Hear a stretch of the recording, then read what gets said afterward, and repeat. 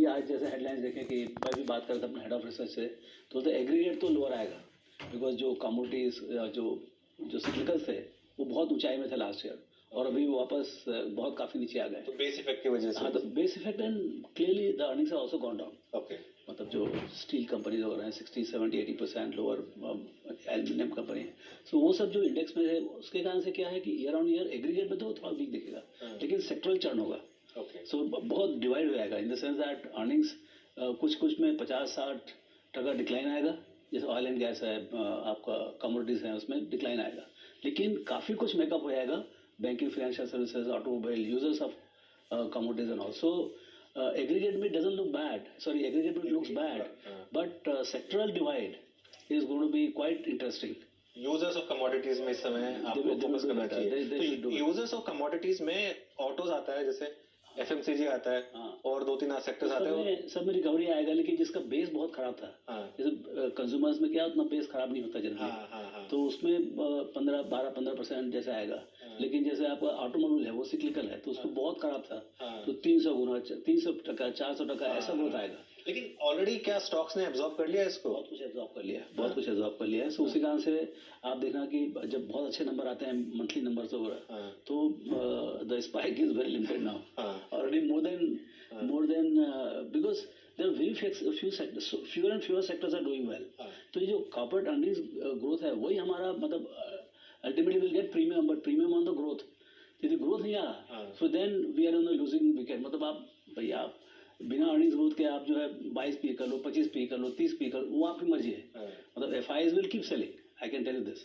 हाँ, लेकिन FIs will compel to come back with double force if my corporate earnings growth are very strong. तो जो retail इस समय आपको सुन रहा है वो आप बोलेंगे कि एफआई की सेलिंग से आप घबराना नहीं है और इस डिक्लाइन में वापस बाय करना है। या डिक्लाइन में देन ग्रोथ सेक्टर जो वो खरीदे आप, ग्रोथ सेक्टर्स। जैसे आपका अभी ऐसा होता है बीएफएसआई अभी तो पहला फर्स्ट लेग है ग्रोथ का, और मतलब क्रेडिट कॉस्ट अभी नीचे होने चालू हुए हैं, क्रेडिट ग्रोथ आया अभी, ये जो क्रेडिट कॉस्ट और नीचे आएगा, ऑपरेटिंग लेवरेज आएगा जब ग्रोथ आएगा, तो जैसे आपको 16% तो सिस्टम ग्रोथ हो गया, तो इसका इफेक्ट जो है पूरे बैंक्स में, एनबीएफसी में सब आगे दिखेगा। तो उसका जो ऑपरेटिंग लेवरेज आएगा भाई 20% 25% आप ग्रो करो तो ऑपरेटिंग लेवरेज आएगा ही आएगा, तो उसका सबका इफेक्ट अभी आगे दिखेगा। तो और बैंकिंग में थोड़ा वैल्यूएशन कंफर्ट भी है, मैं देख रहा था कि रिजनेबल, इतना ज्यादा तकलीफ से बाहर आ रहा है कि लोगों को डर लगता है कि ज्यादा बेट करेंगे नहीं करेगा। लेकिन वो जो बैंकिंग में मेरी मधु से बात हो रही थी, मधु केदार से, उन्होंने कहा था कि बैंकिंग में जो पिछले 10 साल में पेन देखी है एसेट क्वालिटी को लेके वो हाईएस्ट थी, और अब वापस ऐसी पेन आना मुश्किल है। आप मानते हैं उस बात को? क्योंकि वहां पर एक लेंडिंग हुआ नहीं ना, लेंडिंग हुआ नहीं है। कोविड के पहले भी काफी सफाई हुई है, और कोविड ने तो जो अल्टीमेट स्ट्रेस टेस्ट हो गया, मतलब बैंकिंग सेक्टर में कोई बचा ही नहीं, बिना लेंड के एक बार और सफाई हो गई। तो अब मतलब भाई आपको नए बुक तो खड़ा करने पड़ेगा ना, जिसमें आप और गलतियां करेंगे हो, ये पूरी कहानी है, ये पूरा सिक्लिकल है, वो गलती वापस, हाँ पूरा गलती होगा, लेकिन वो गलती कम होगा, गलती होगा और उसका क्यूमुलेटिव इफेक्ट अभी 2-3 साल 4 साल आगे है, अभी पता नहीं कितना जल्दी ये गलती करेंगे, लेकिन गलती होगी, पक्की होगी। तो एक क्लीन फील्ड है आपके पास, एकदम क्लियर। मतलब विराट कोहली जस्ट स्टार्टेड, उसको सेंचुरी मारने गए, लेकिन विराट कोहली 5 साल पहले वाला, आज वाला विराट कोहली नहीं। वही याद है मेरे को। नहीं वो थोड़ा क्लियर करना जरूरी है। चलिए, तो ये अच्छा रामदेव जी, और सेक्टर्स की बात करें इससे पहले थोड़ा एक मार्केट पे एक और बात कर लेते हैं। एक आपका हमेशा से एक व्यू रहा है कि एज एन इन्वेस्टर आपको ये सवाल पूछना चाहिए मार्केट में कि डाउनसाइड कितनी, क्योंकि अपसाइड तो ह्यूज है, वो तो जब आएगी तो आपको अच्छा बना के देगी, डाउनसाइड लेकिन कितनी है, और अगर वो लिमिटेड है तो आप थोड़ा पॉजिटिव हो। आप लोग सब चार्ट और देते हैं, मैं चार्ट नहीं, मैं तो एक जनरल खुद की कहानी जो है 40 साल में जो है ना, मैं 3 बार 60% करेक्शन देखा हूं मैं, 60% फ्रॉम द टॉप। मेरे खुद का एनएवी से 60-100 का 40-35-40 तक हुआ है। वो मतलब ऑफकोर्स विद द मार्केट, जैसे Y2K में हुआ, 2008 में हुआ, so it is with the market, ऐसा नहीं कि मेरा खुद का हो गया। तो सो मार्केट से अपन बच नहीं सकते हैं, यदि मार्केट यदि करेक्ट हुआ, लेकिन 20-25-30% के लिए करेक्शन के लिए आपको रेडी रहना चाहिए। इसका मतलब ये नहीं बोल रहा हूँ कि कल होने वो आप लोग को मालूम है, लेकिन रेडी रहना चाहिए, क्योंकि इतना ज्यादा मतलब डिस्टर्बेंसेस है वर्ल्ड वाइड, मतलब क्या पता कौन क्या करेगा, मतलब सब अमेरिका, रशिया, यूक्रेन, फिर चाइना, फिर सो ये सब बहुत मतलब एक्चुअली एक्सटर्नल जियोपॉलिटिकल रिस्क जो है बहुत ज़्यादा है, उसका डायरेक्ट इकोनॉमिक्स में उसका कनेक्शन है। कभी कमोडिटी प्राइसेस बढ़ जाता है, कभी कमोडिटी जो अब इतना बढ़ गया था कि crash is also going to hurt. See यदि आपका राइज जो है ना उसने किसी को बेनिफिट किया तो उसका decline will also hurt somebody, ठीक है, and will give benefit also to somebody. तो वो सेक्टोरल चर्न बहुत जोर से आता है। ठीक है। तो सेक्टोरल चर्न की बात हो रही है, तो इस एक सेक्टोरल चर्न जो कि सबसे ज्यादा प्रोनाउंस रहा है पिछले एक साल में, वो है आईटी में काफी सेलिंग हुई है। हाँ। और वो पैसा जो है पूरा का पूरा डोमेस्टिक स्टॉक्स में गया है। श्योर। उस ट्रेड में कितना अभी बाकी है अभी, या फिर आपको लग रहा है कि अब आईटी भी लेने वाला हो गया है? कितना बाकी क्या मानो, अभी करेक्टिव फेज में लेकिन आप ले रहे हैं इस समय आईटी स्टॉक्स? देखिए मैं तो कभी बहुत ज्यादा जैसे बहुत ज्यादा कम करता नहीं मैं, जहाँ पर मेरे को 10 सी इनका कंपाउंडेड पास्ट है, 20 साल से हर साल बढ़ा उनका, कभी 10% से, कभी 20% से, कभी 5% से, 3% से, लेकिन हर साल पॉजिटिव रहा है। Quality of cash flow is the best apart from some FMCG companies. I think their quality 90% 95% cash conversion है आपका EBITDA का या ऑपरेटिंग कैश फ्लो का। तो ऐसा इंडस्ट्री तो कोई है ही नहीं। 1% था इंडस्ट्री का कभी 2000 में, आज 24% है। तो ये इंडस्ट्री को आप मतलब ठीक है हर चीज ऊपर नीचे होता है, लेकिन आप पोर्टफोलियो से बाहर ना रखें।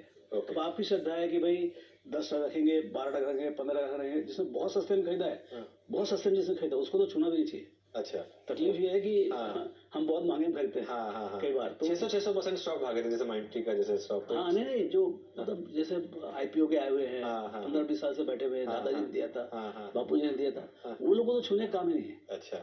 हाँ, लेकिन जो मतलब जो बाजार का जो बेनिफिट लेना चाहते हैं ट्रेंड से, clearly they can be little cautious about the current trend.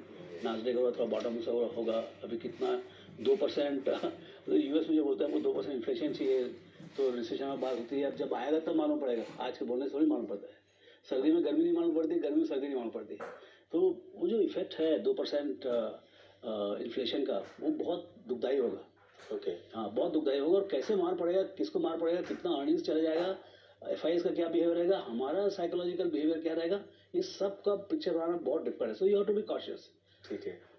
तो BFSI में बहुत बड़ा सेक्टर है BFSI।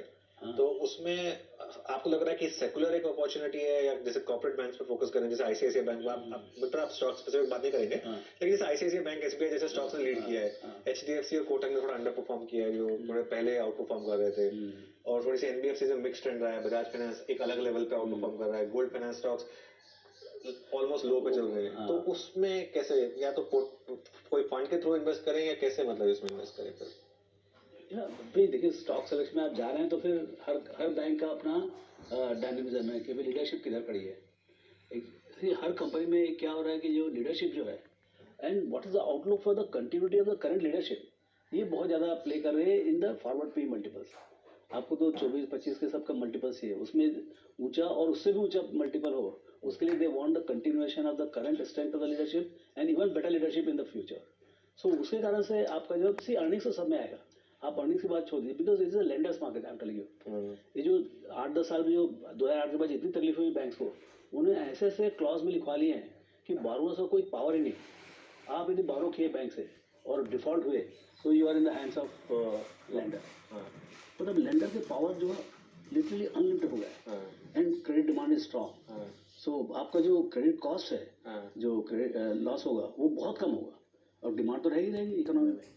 Economy it has to grow at 7% with 5% inflation, 12% तो हम नॉर्मल GDP की बात कर रहे हैं, तो 14-15% नॉर्मल क्रेडिट ग्रोथ होगा।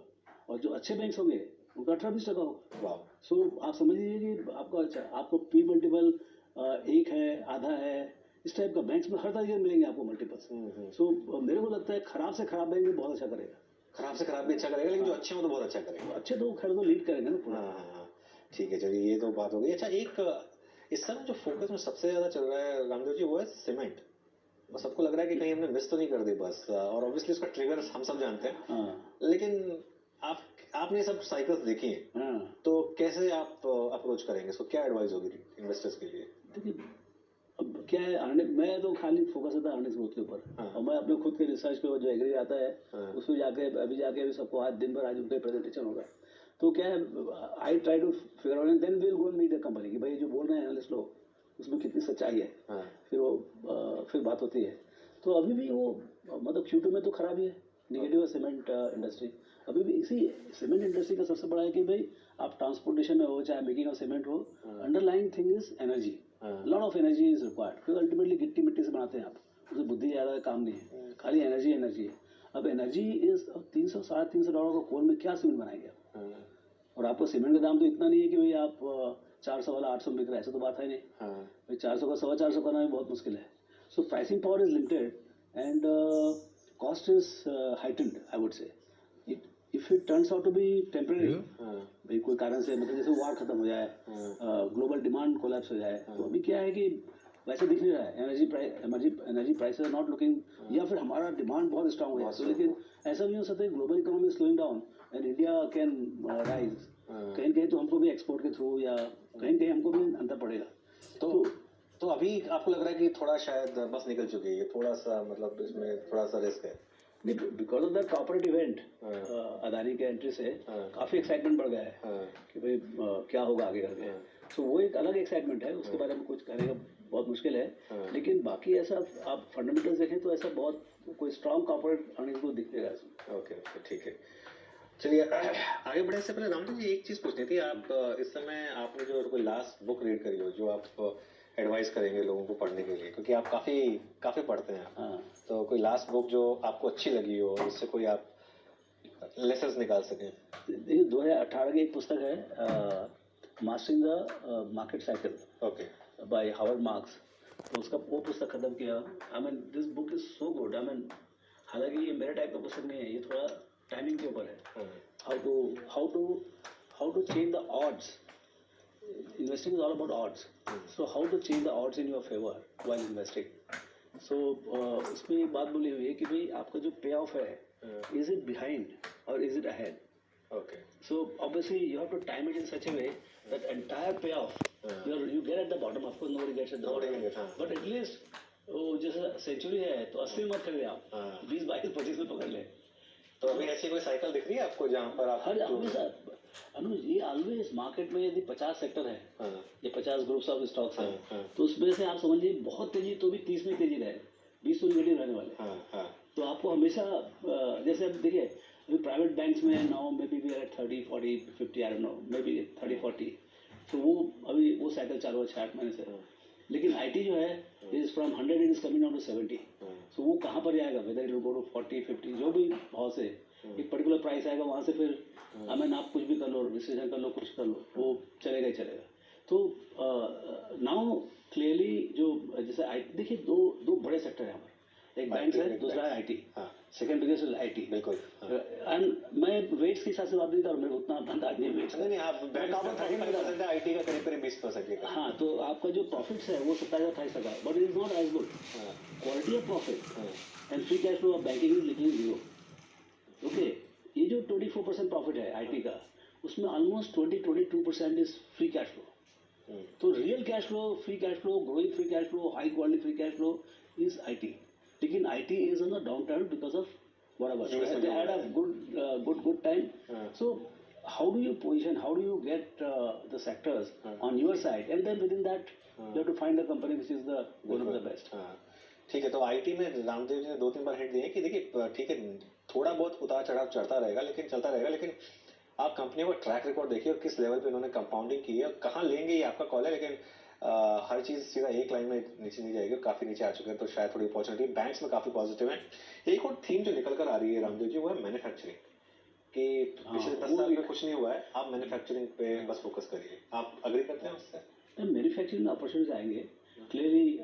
मैन्युफैक्चरिंग में अपॉर्चुनिटी जो अभी जो दिख रही है वो एक्सपोर्ट ओरिएंटेड अपॉर्चुनिटी की बात हो रही है, एडिशनल, मतलब जो आपको डोमेस्टिक था उसके ऊपर से एक मतलब पीएलआई स्कीम के अंडर में आपको एक्स्ट्रा ग्रोथ मिल सकता है because of manufacturing. So you have to be, मतलब गवर्नमेंट का फोकस बहुत ज़्यादा है कि मैन्युफैक्चरिंग को हम कैसे आगे बढ़ाएं ताकि जॉब्स क्रिएट हो, ताकि इकोनॉमी में जो जीडीपी में 15-17% रह गया है, how do we push it to 20-25%, वो एक काम चालू है। तो उसमें अब जैसे मैन्युफैक्चरिंग में आप देखेंगे even I don't know whether defence could be called manufacturing, you know, तो उस तरफ जो है मतलब मेरे को लगता है ज़्यादा क्या है। देखिए मेरे को जो अभी जो है डोमेस्टिक डिमांड के ऊपर ज़्यादा भरोसा है देन एक्सटर्नल डिमांड, और external demand also comes at a cost at times. If they are not booming, then they are willing to pay very little. When they are booming, they are willing to pay significant premium to domestic. So right now, my most premium sector and customers are sitting in India. What they would, so I would like to have much more predominant share of consumption or revenue coming from India because that is predictable. ठीक है, तो ये market में इस समय सबसे बड़ा risk क्या है रामदेव जी? मुझे याद है आपने एक बोला था कि सबसे बड़ा रिस्क है मार्केट में रिस्क ना लेना और इन्वेस्टमेंट नहीं। वो तो इन्वेस्टर के लिए है। मार्केट तो मार्केट ही है, उसमें वो चलता रहेगा अपने हिसाब से। लेकिन इन्वेस्टर के लिए कि भाई I mean what should do sitting outside too much, उससे मतलब you can enjoy for some time कि भाई बाजार नीचे यार हम अच्छे हैं, बाकी जो अंदर है वो बेवकूफ़ है, इस टाइप का लग सकता है if the market is in corrective phase.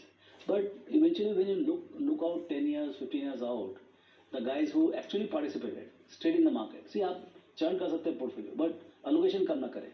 ये मेरा स्टाइल है, and that has work well because nobody can time the market. Okay, timing the market is very tough. जैसे आज हमको लग रहा है कि थोड़ा सा करेक्टिव फेज में मार्केट, क्योंकि बाजार ही करेक्टिव है। तो जो जैसे आज काले बादल छाए हुए हैं, तो उस टाइप का थोड़ा मूड लगता है। कल जब ब्राइट रहेगा, कल परसों, तो बहुत अलग लगेगा। तो उस टाइप की बात है। थोड़ा सा मतलब लॉन्गर टर्म पर्सपेक्टिव में these are greater opportunities to buy build the portfolios okay, slowly.